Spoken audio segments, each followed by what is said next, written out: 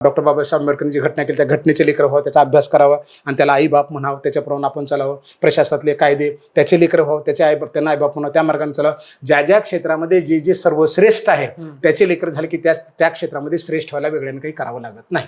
नमस्कार, मी आपल्या सर्वांचा मित्र अक्षय ताटे. आपण बघतायत सत्य पे सत्ता. खरं तर आजच्या ह्या पॉडकास्टमध्ये आज आपल्यासोबत आहेत एक सामान्य शेतकऱ्यांचा मुलगा ते उपजिल्हाधिकारी, हा प्रवास आणि त्यानंतर प्रसिद्ध असलेले कीर्तनकार आपल्यासोबत आहेत. तेच त्यांच्याकडनं जाणून घेणार आहोत की उपजिल्हाधिकारी असताना त्यांचं कार्य कसं होतं आणि आता कीर्तनकार म्हणून जेव्हा नावरूपास ते दिसत आहेत तर त्यांचा कसा अनुभव राहिलाय कीर्तनाच्या माध्यमातून. एक उपजिल्हाधिकारी ते कीर्तनकार हा प्रवासही जाणून घेणार आहोत. नमस्कार सर. नमस्कार, राम राम. जय रामकृष्ण हरी. खरं तर आम्हाला आनंद होतोय. आपल्यासोबत आहेत डॉक्टर विजयकुमार फड सर. त्यांच्याकडनं जाणून घेणार आहोत उपजिल्हाधिकारी पदाचा त्यांचा कसा अनुभव राहिला. काय सांगाल, एक शेतकऱ्यांचा मुलगा ते उपजिल्हाधिकारी. उपजिल्हाधिकारी पद हे महसूलशी जास्त संबंध असल्यामुळं शेतकऱ्यांचा जास्त संबंध याच्याशी येतो. आणि शेतात ज्याचा सगळ्या प्रकारचा अनुभव शेतीमध्ये आलेला असतो, मग बांध कशाला म्हणतात, हिस्सा कशाला म्हणतात, पोट हिस्सा कशाला म्हणतात, गुंठे काय, एकर काय, त्याच्यातून लहानाचं मोठं झालं आणि त्याचं आपल्याला पद मिळालं, त्या शेतकऱ्याला न्याय द्यायला, मदत करायला, शासनाच्या योजना पोहोचवायला खूप आनंद वाटला महसूलमध्ये आल्यामुळं. माझ्या मायबापाला वाटला, शेतकऱ्यांना वाटला, का ज्यांचा मी पाहुणारा मित्र त्यांना वाटला, कारण काय आमच्यातला माणूस आमच्यासाठी आला. उपजिल्हाधिकारी पद काय आहे आमच्यातल्या आमच्यासाठी, ते आम्हाला माऊलीच्या कृपेने मिळालं. त्याच्यामुळे मग त्या पदाला आल्यानंतर मला खूप आनंद वाटला. प्रवासाची सुरुवात कशी होती सर? कारण की एक शेतकऱ्यांचा मुलगा 10वीला, तुमचे व्हिडिओ अनेकदा व्हायरल झालेत.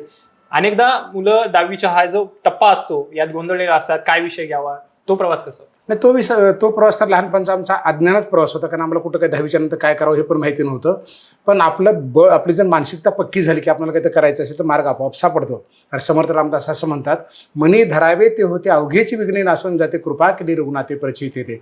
तुमचा जर भाव शुद्ध असेल, तुमचा हेतू शुद्ध असेल, तुम्हाला पुढे जायचं असेल, सेवा करायची असेल, काम करायचं असेल आणि माणूस म्हणून जर जगायचं असेल तर ईश्वर सुद्धा पाठीराखा राहतो, बरोबर आपल्याला मार्ग दाखवतो. आमच्यासारख्या खेड्यातल्या 40% मार्क घेणाऱ्या विद्यार्थ्याला चांगला मार्क भगवंत कृपेने तुमच्यासारखे लोक आले, समोर दाखवत गेले, पुढे येत गेलो, कारण आपलं ध्येय योग्य होतं, आपला हेतू शुद्ध होता, त्याच्याने मार्ग मिळत गेला. म्हणजे फार काही शोधावा लागला नाही. आणि जे दाखवला मार्ग त्याला पक्क धरून बसला, बा हे करायचं म्हणजे करायचे. जर अर्जुनाला पक्षाचा डावाडोळाच दिसतोय, आम्हाला काय बागड दुसरे डोळे बघून करायचंय, अर्थात आम्हाला आमचं ध्येय दिसत गेलं म्हणून ते सोपं होत गेलं.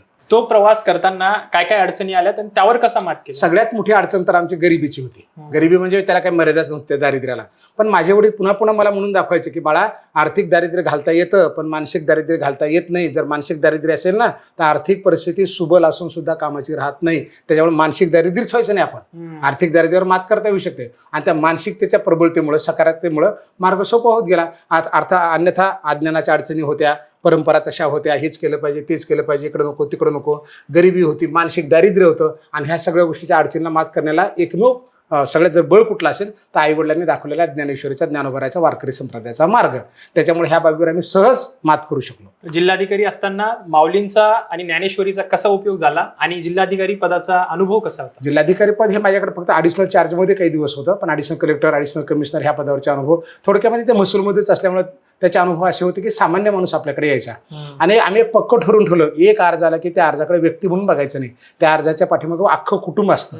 कारण तुम्ही अर्ज घेऊन येता, आम्ही ठीक आहे उद्या या, परवा बघू आपण, हे काम आता मला गडबड आहे, मीटिंग आहे. पण त्याच्यावर घरी गेल्यावर तुमची बायको विचारते, आई विचारते, काय झालं का बेटा काम, बायको विचारते, लेकरं विचारतात. आणि हा भाव मनात आल्यानंतर असं वाटायचं की नाही, हा अर्ज नाही, एक अख्खं कुटुंब याच्या पाठीमागे आहे. मग त्याच्याकडे बघण्याचा दृष्टिकोन आपण बदलला.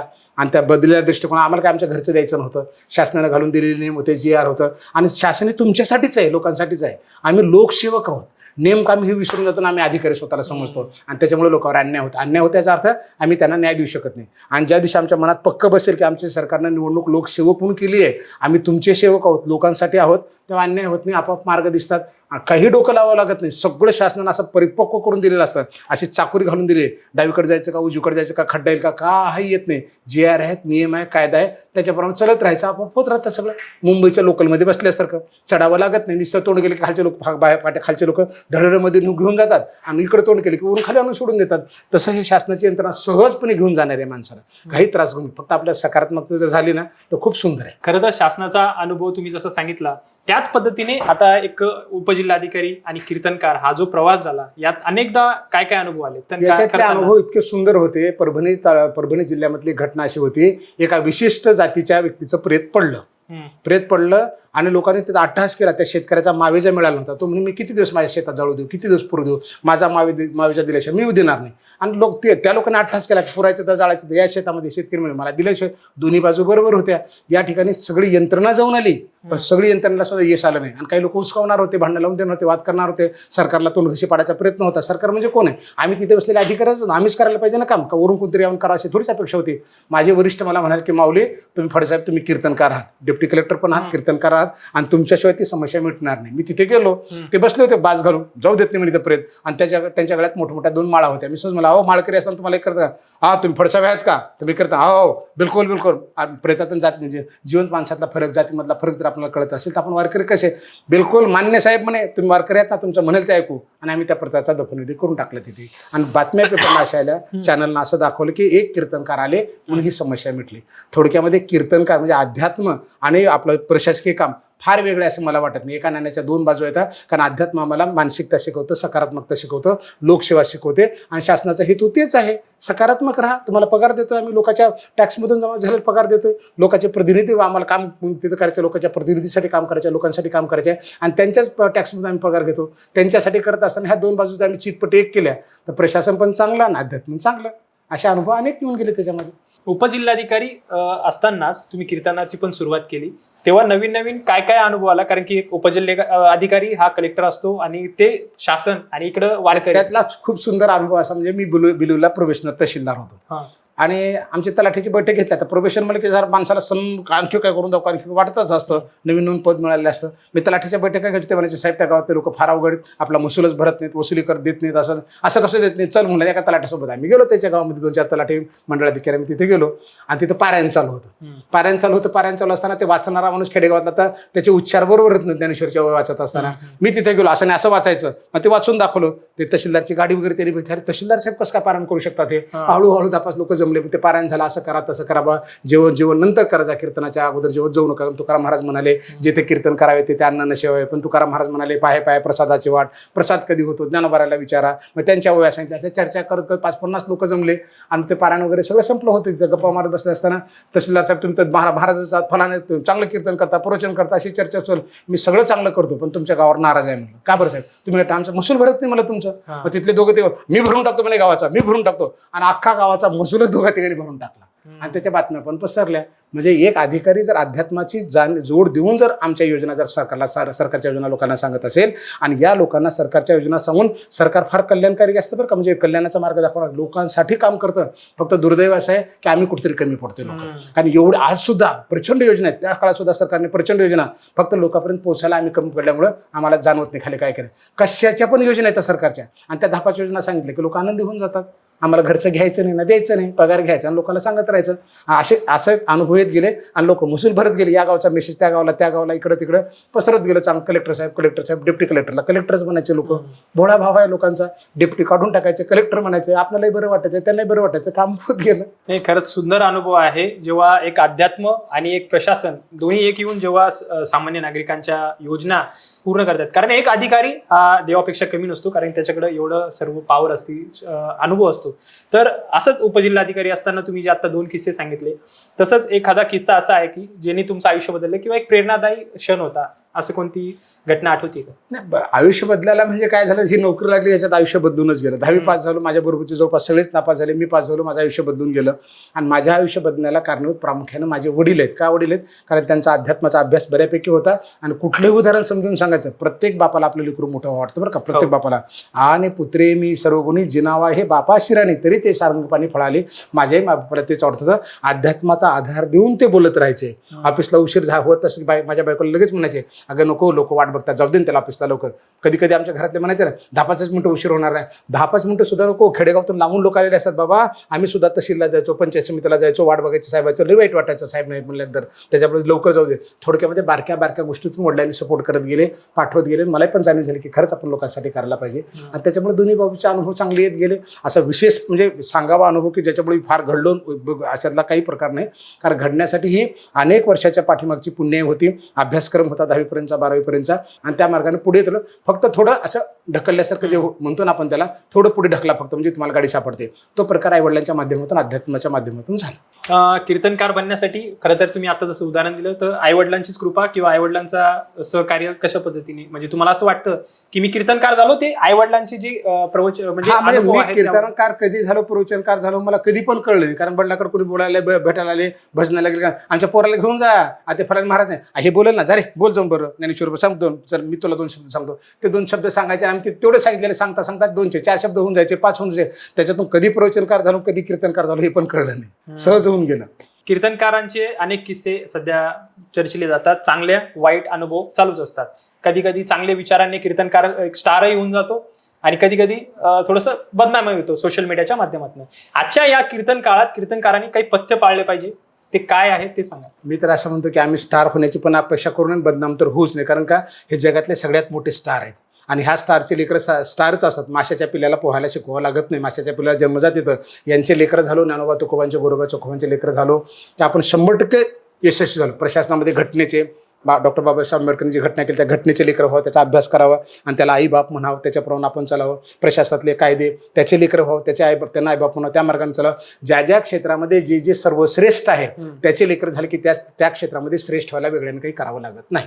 मग तुम्ही विद्यार्थी असाल मग तुमचे पुस्तकं येत नाही ते तुमचे मायबाप त्यांच्या रूढी श्रद्धा ठेवा. ते पुस्तकं पाठच करून टाका. तुम्ही ग्रामसेवक असाल तलाठी होचाल इंजिनियर होचाल तुम्हाला काहीच करावं लागत नाही. पण नेमकं आम्ही चुका काय करतो त्यांना सोडून देतो आणि आमचं डोकं लावतं. झालं आमचं डोकं लावलं की गेलं.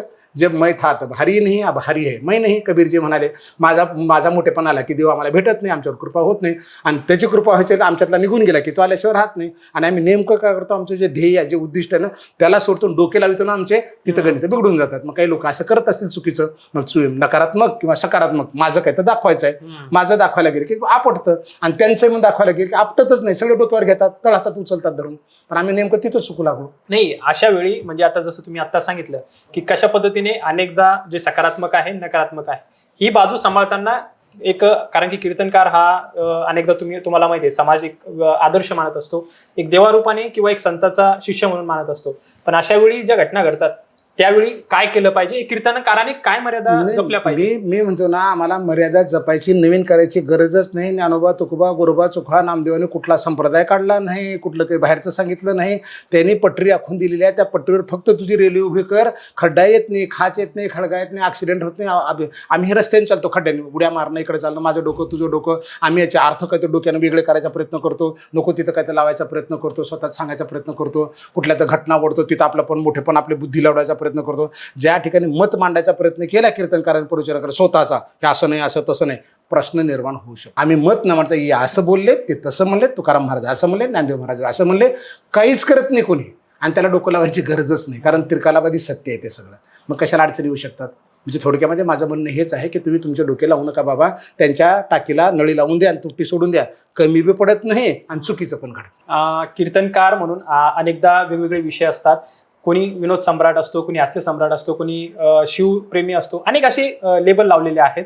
तर एक कीर्तनकार म्हणून तुमचा एक विषय कोणता आहे आणि काय एकदम परिवर्तन आपल्या समाजात घडण्याचा आमचा प्रयत्न विषय आहे? ज्ञानोबा तुकोबा आहे ना. आमचा सगळ्यात मोठा विषय की समाजातले घरातले कुटुंबातले जे वादविवाद चालतात ना, मी असा मी तसा फलाना तसा पोरानं हेच केलं पाहिजे पूर्ण तेच केलं पाहिजे बापानं माझं ऐकलं पाहिजे, हे विषय मला फार खटकतात. अरे एवढं सोपं जीवन आहे ना. आमचं संत मंडळी सांगते देव सांगतात की बाबा तुझं फक्त कर्म करणं कर्मण्येवाधिकारी तुझ्या वाट्याला कर्म कर, तुला बाकी काही करायची गरज नाही. आणि नेमकं आम्ही तिथे कमी पडतो. घरात पण डोके लावतो बाहेर पण डोके लावतो. इतकं कधी कधी असे वाईट प्रसंग ऐकायला मिळतात. असं वाटतं की आणि त्यांच्या गळ्यामध्ये माळ असते, कपाळाला गंध असतो, एकादशा करतं, उपवास करतं, यात्रा करतं आणि त्याला ते बी कळत नाही. 33 कोटी बी पुरत नाहीत. मग कोण करतं अजून बळी द्यायला जातं, अजून काहीतरी करायला जातं, विनाकारण अंधश्रद्धेमध्ये पळतं. एवढा सोपा मार्ग सांगून जातात ना. मग हे बघितलं की वाईट वाटतं. कारण तुकाराम महाराज सुद्धा म्हणाले बुडते हे जन न देखवे डोळा येतो कळवळा म्हणून या. आणि तुकाराम महाराज असं पण म्हणाले तुका म्हणे कोणी नाय कती सांगता होती यमदूतावर पडे. आमचं जर ऐकायचं नाही तर यमाच्या तावडीत असाल आणि दुःखात लोळाल आणि त्यांचं ऐकलं तर कल्याण होऊन जाईल. आणि त्यांचं ऐकत नाही ना हा सगळ्यात मोठा दोष आमचा. आणि तिथं मात्र आमची तडफड होऊन जाते. आम्हाला वाईट वाटतं की एवढं सांगून काय ऐकत नसते. मग त्यांना काय पाहिजे, टाळ्या वाजवणारा पाहिजे, विनोदाचार्य पाहिजे, करमणूक करणारा पाहिजे, 11,000चा महाराज 15,000चा महाराज. अरे कधी कधी फोकट्या महाराज सुद्धा चांगला असतो. कारण आम्ही त्यांच्याकडून सांगणार आहोत ना. आम्ही संपलं विषय. पण आमच्या डोक्याला लावल्यामुळे अडचणी निर्माण होल्या आणि त्याच्यामुळे समाजाच्या प्रश्नाची उत्तरं आमच्याकडून सहजासहजी जात नाही, आम्ही आमच्या डोकं लावत असले. बरोबर आहे. कारण की अनेकदा लोकांचे जे कीर्तनकार आहेत त्यांची फीसही खूप असते, परंतु तुम्ही निस्वार्थीपणे 1 रुपया न घेता तुम्ही ज्या पद्धतीने समाज प्रबोधन करत आहात, कीर्तनाच्या माध्यमातून सेवा करत आहात, ते खरंच कौतुकास्पद आहे. या काळात कीर्तनकारांनी म्हणजे अनेकदा आपण जर बघतो आहे कीर्तनामधनंही अनेकदा जातीवाद आपल्याला बघायला मिळतोय, धर्मावर अनेकदा गोष्टी घडतायत, याकडे कसं बघ? नाही, ते काय आता बोलण्यावर अवलंबून आहे. कीर्तनकार सुद्धा समाजातलाच एक माणूस आहे. त्यानं जे 100% मी कीर्तनकार आहे, माऊलीचा, ज्ञानोबा तुकोबांचा भक्त असं जर म्हटलं ना तर काहीच चुकीचं घडत नाही. आणि त्याला मी समाजातला फलाना आणि बिस्ताना आपलं काय तर सांगायचा प्रयत्न केला. तुम्हाला पूर्वीपासून मी ते सांगतो की आमचं सांगायचा प्रयत्न केला, पण आता जातीबद्दल बोल, कोणाबद्दल काय तर बोल, मग तिथे वाद होऊ शकतो, कारण शेवटी तोही माणूसच आहे ना. पण आम्हाला तिथं विसरूनच जायला पाहिजे स्वतः. यांनी जे सांगितलं त्या मार्गाने जर आम्ही केलो ना तर जात पात धर्म काही नाही म्हणून तर लाखो लोक आजी दिंडीमध्ये येतात. तिथं कोण कोण्या जातीचा आहे, कोण लहान आहे, मोठा आहे, काही नाही, सगळे माऊली माऊली माऊली. स्त्री पुरुष बदमाश जरी आला एखाद्या गावातला आणि ओळखीचा जरी असेल बदमाश म्हणून तर त्याला सुद्धा आम्ही माऊलीच म्हणतो. तिथे एवढं सोपं संप्रदाय आमचा आहे. कारण हा सगळा आमचा पांडुरंगच आहे ना, तो समचरणी उभा आहे. त्याला लहान मोठं काहीच नाही, वाकडा तिकडे नाहीच आहे, तो समचरणी उभा आहे. आणि यारे यारे लहान थोडा त्यांचा मंत्र आहे तिथला तुकोबारांनी सांगितलेला. एवढा सोपा मार्ग आहे. एकमेव वारकरी संप्रदाय असा ना जिथं जात पात धर्म काहीच नाही, सगळे आम्ही सारखे आहोत तिथे. आणि तेव्हा आम्ही विसरतो कधी कधी स्वतःला. मग आमचं काय ते शानपण दाखवायला करतो, मी फलाना आहे बिस्ताना. 4 लोक भेटले, घे माझा पाहुणा तुझा पाहुणा. अरे तुझा पाहुणा कोणी सांगितलं? सोयरा कोणी सांगितलं? देव सोयरा देव सोयरा देव सोयरा दिनाचा. आणि हे वाक्य मांडलं की संपला विषय. पण ते होत नाही बऱ्याच वेळा. तुम्ही म्हणता तसं काही ठिकाणी 4-2% ठिकाणी होतं, पण याचा अर्थ असा नाही की संप्रदायात असंच घडतं असं मात्र अजिबात नाही. 4-2 अशा असतात, कुठेही असतात लोक, कुटुंबात सुद्धा असे असतात. 4 लोक कुटुंबामध्ये एकतर पूर्वेकडे तोंड करतात आणि 3 मात्र पश्चिमेकडे करतात. कारण ही मानवी प्रवृत्ती आहे. मग त्याला कधी कधी दुर्लक्ष पण करावं लागेल आणि आपले आहेत बाबा म्हणून यारे यारे म्हणून त्यांना समजून सोबत पण घेऊन चालावं लागेल. महाराज, खरं तर मान सन्मान अनेकदा अनेक महाराजांना मान सन्मान दिला नाही म्हणून नाराज होण्याचे किस्से आम्ही ऐकले, परंतु तुम्ही सत्कार सुद्धा घेत नाही. माऊलींना तुम्ही शाल सत्कार देतात. हा कशा पद्धतीचा हा परिवर्तन? कारण कसं हे तुकाराम महाराजांचं प्रमाण तसं आहे. बुका लावू नये भाळा, माळ घालू नये गळा. तुका म्हणे द्रव्य घेती देती नरका जाती. देणारा घेणारा बुका लावू नका म्हणले, माळ घेऊ नका म्हणले. तुकाराम महाराजाचा आदेश कीर्तन करलाय. मग आम्ही कशाला बुका घ्यायचा तुमचा? आम्हाला कशाला माळ पाहिजे? हे म्हणाले ज्ञानोबराय म्हणाले, पूज्यता डोळाने देखावी, स्वकीर्ती काने नाही ऐकावी, मी अमुकायशी नव्हायशी लोका. ते तर सत्कारायची की गोठी की आदेशी दिल भेटे मरणेशी साठी नमस्कारिता. माझ्या भक्ताला आदर नको, सत्कार नको, पाया पडलं तर मरण्यात न झाले पाहिजेत असा वागला तो माझा भक्त आहे. जर यांच्या नावावर आम्ही उड्या मारतो, यांच्या नावाचं कपाळाला कुंकू लावले तर त्यांच्याप्रमाणे वागावं लागेल ना आम्हाला. आम्ही दिसतो त्यांच्या नावाचं कपाळावर कुंकू लावायचं, गळ्यात माळ घालायचं, मुखात नाव घ्यायचं, पुन्हा हार घ्यायचा, सत्कार घ्यायचे, पाकट मोजत राहायचे, एवढ्याले का तेवढ्याले का, जेवायला घरी करा, फलानं केलं का, बिस्तार करा. मग कसं काय आम्हाला यश येणार आहे? नाही येणार ना. त्यांनी हात सोडला की बुडणार नाही तर काय होणार आहे? आम्हाला पोहायची ताकद थोडीच आमच्या एवढ्या मोठ्या समाजामध्ये नाही पोहू शकत ना आम्ही. आणि जर आम्हाला पोहायचं तर त्यांनी हात धरला पाहिजे, आणि त्यांनी हात धरला की आम्ही बुडतच नाही. पण आम्ही काय करतो, त्यांचा हात सोडून देतो, त्यांनी धरला तर धरत नाही आणि आमच्या हाताने उड्या मारायचा प्रयत्न करतो. नाका तोंडात पाणी जातं आणि लोक कधी कधी आम्हालाही हाणतात आणि आम्ही कधी कधी लोकांना वाईट बोलून जातो. आणि त्याचे परिणाम असे होतं का? कारण आम्ही त्यांना सोडून वागतो म्हणून. महाराज, खरं तर साधू किंवा संत कसा ओळखावा हा प्रश्न नेहमी विचारला जातो. कारण अनेकदा अंधश्रद्धा, आता तुम्हाला सर्वांना माहिती आहे सध्या महाराष्ट्रात चर्चा चालू आहे ढोंगी बाबांची. तर अशा वेळी साधू आणि ढोंगी कसा ओळखावा? त्याच्या आचरणातूनच ओळखावा. कारण झाड जाणे जे फुले, मानस जाणे जे केले, भोगे जाणे जे केले पूर्वजन्मीचे. तुमच्या मनातल्या शब्दांना आम्ही तुम्हाला ओळखलं पाहिजे. तुमची मानसिकता काय, फुलावून झाड ओळखलं पाहिजे, तसं तुमच्या आचरणावरून वर्तनावरून ओळखलं पाहिजे. कधी कधी आचरण असंही असतं तेवढ्या वेळेपुरतं, पण 100% जर तुम्ही बारीकीनं बघितलं आणि त्याचं आचरण ओळखायची क्षमता आपल्यामध्ये येत असते. आणि त्याच्या आचरणावरून त्याला ओळखावं. त्याचा किंवा फापड पसारा बघायचा, 5-50 शिष्य झाले त्याच्या पाठीमागं पळायचं, यांनी सांगायचं त्याने असं केलं तसं केलं. चमत्कार हा संप्रदायामध्ये मान्य नाही. कुठला चमत्कार? कारण कोणी ज्ञानोबांनी चमत्कार केला नाही, तुकोबांनी केला नाही, नाथांनी केला नाही, कोणत्याही संत महात्म्याने चमत्कार केला नाही. कारण त्यांच्यात साक्षात्कार करण्याची क्षमता असते आणि त्यांचे एक एक अक्षर, एक एक शब्द साक्षात्कार येतं, आम्हाला योग्य मार्ग दाखवणार येतं. ह्या चमत्काराच्या मागं लागतो आम्ही. असं केलं, हे राख निघाले, चांदी निघालं, फलान निघालं, त्यांना असं केलं की लेकरू होतं, फलाने केलं बिरचं. एवढे आहे का? विज्ञान युगाला सांभाळावं लागलं ना सोबत. ज्ञानेश्वरी तेच सांगितले, विज्ञान आणि अध्यात्म ह्या दोघांची सांगड घातल्याशिवाय पुढे जाता येत नाही. आमच्या मनाने डोके लावतो आम्ही, असं होईल आणि तसं होईल. कसं होऊ शकतं? एवढं विज्ञानाकडे तर बघावं लागेल, अध्यात्माकडे बघावं लागेल ना.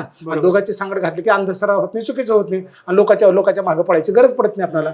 आणि ह्या अज्ञानी लोकांना ते कळत नाही आणि हे सांगण्याची जबाबदारी आमची आहे. या दोघांची सांगड घालून जर आम्ही सांगितलं ना तर समाज चुकीच्या मार्गावर जात नाही. म्हणजे माझा दोष समाजावर अजिबात नाही, ह्याचा सगळा दोष आमच्यावर आहे. कारण आमच्यासारख्या सांगणाऱ्या माणसावर समाजाची अतूट श्रद्धा आहे आणि आम्ही त्या श्रद्धेचा गैरफायदा घेतो आणि त्याचे परिणाम समाज भोगत असतो.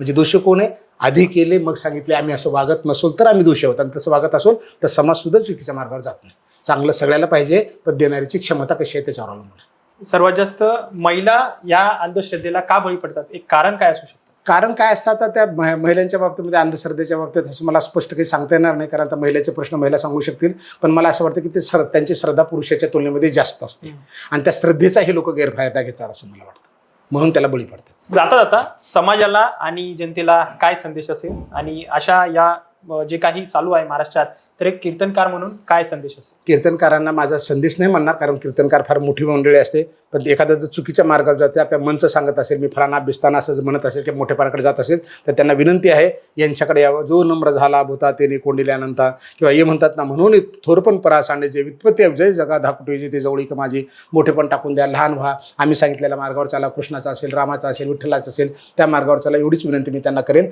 आणि कीर्तनकारांना निश्चित एवढं मात्र म्हणेन मी त्यांना की बाबांनो, तुमच्यावर आजही प्रचंड श्रद्धा ठेवणारे लोक आहेत, प्रचंड भक्ती करणारी माणसं आहेत, एकही शब्द चुकीचा तुमच्या माध्यमातून जाऊ देऊ नका आणि तुमच्या मुखातून चुकीचा गेला तर बेशक माघार घ्या, पुन्हा सांगा की माझं सांगण्यामध्ये चुकलेलं, मला माफ करा बाबा, असं नाही असं आहे म्हणून सांगा. म्हणजे एवढाच त्यांना मी विनंती करू शकतो. आणि समाजाला माझा संदेश म्हणण्यापेक्षा समाजाला माझं सहज नम्रपूर्वक सांगणं असं असेल की बाबांनो, तुम्ही सुद्धा गीता वाचा, ज्ञानेश्वरी वाचा, गाथा वाचा, घटना वाचा, विज्ञान वाचा, जे जे तुम्हाला करता येतं ह्या, कारण आजकाल या आजच्या विज्ञान युगामध्ये भरपूर उपलब्ध झालेलं आहे आणि चांगल्या गोष्टी कुठूनही घ्या, योग्य गोष्टी घ्या, निवड चांगल्याच नाही, चांगल्या आणि योग्य दोन्ही गोष्टी घ्या, म्हणजे तुम्ही पण फसणार नाही. आणि माथेभागिनींना निश्चित माझी विनंती असेल की तुम्ही आमच्या पुरुषाच्या तुलनेमध्ये निश्चित श्रद्धावान आहात, पण त्या श्रद्धेला तडा जाईल असा मात्र कोणीही माणसाकडे जाऊ नका, चुकीच्या माणसाकडे जाऊ नका. एखादी मैत्रीण गेली म्हणून आपण तिच्या पाठीमागे जावं, एखादा मित्र गेला म्हणून त्याच्या पाठीमागे जावं, असं अजिबात न करता आपल्या बुद्धीला पडतं का, योग्य आहे का, त्याचं खासून थोडीफार परीक्षा घेतलं गेलं त्या मार्गावर योग्य आहे. आणि खरं म्हणजे कुणाकडे जायचं नाही, तुमच्या कुटुंबातच गुरु आहे, तुमची आई गुरु आहे, तुमचा बाप गुरु आहे,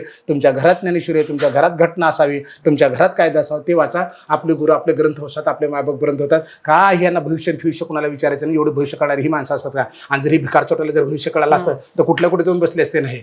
फसवू लागलेत लोकांना भविष्याच्या नावावर. कसं कळेल? 11व्या अध्यायामध्ये ज्ञानोबाऱ्यांनी सांगितले, तू सकळ विश्व जीवन जीवाशी तूच ज्ञान, भूत भविष्याचे ज्ञान तुझ्याच्या हाती. 10व्या किंवा 11व्या अध्यायातली ही ओवी आहे. सगळं त्या भगवंताला कळतं. आम्हाला काय कळणार आहे? संत महात्म्याला कळतं, ह्या संसारिक माणसाला काय कळणार आहे? पण फसवाफिशीसाठी नाटकं करतात, कोणतं बळी पडतं आणि एक बळी पडला की आपलं बळ झाकलं जावं, पण ती दुसऱ्याला बळी पाडते, ती किंवा तो जो कोणी असेल तो. कधी कधी असंही घडतं. म्हणून संघ सुद्धा कसा असावा? चांगल्याचा संघ असावा.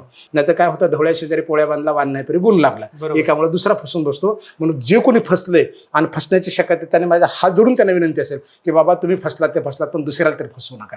का तुमचं फसले पण झाकण्यासाठी, का तुमच्याबरोबर दुसरा पण असं करू नका. नव्हतं एकाबरोबर दुसरा तिसरा जातो आणि बेसिक विरोध करा चुकला असेल तर. कोणी तो जागीरदार तुमचा जवळचा असो लांबला असो, तुमच्यावर अन्याय झाला ना, ताबडतोब तिथे वाचा फोडा. काय होतात, 150 लोक अडकून पडतात आणि मग एक तोंडवर काढतं की माझ्यावर अन्याय झाला, माझ्यावर अन्याय झाला. आणि त्याच क्षणाला काढणं म्हणजे दुसऱ्याचं तर नुकसान होणार नाही ना. बरोबर. पुढच्याच ठेस मागचा शहाणा जे म्हणतो ना, त्याप्रमाणे वागावं अशी माझी अपेक्षा. एक उपजिल्हाधिकारी म्हणून आमचे विद्यार्थी पण आहेत, तरुण पण बघतायत, तर एक विद्यार्थ्यांना काय संदेश असेल अभ्यास करण्यासाठी? माझा पुराणाचा संदेश असेल, बाळांनो, ह्या जगामध्ये अवघड असं काहीच नाही. नव्हे ऐसे काही नाही अवघड, नाही काही वाढतो चोरी.